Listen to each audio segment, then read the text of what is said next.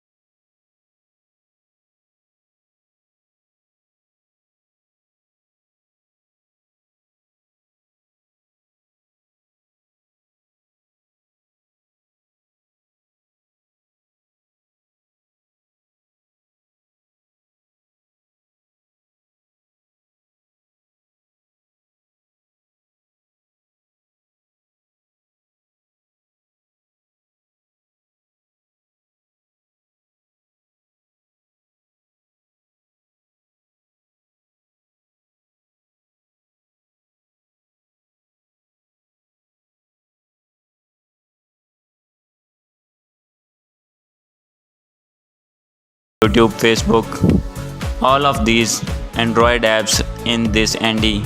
So you can install anyone. So lots of apps and games are available in this emulator. So you can download anyone. So if you have any problem, then do comment in this video. I will reply you. Hope you like this video. If you like this video, please do subscribe, comment and share. Thank you.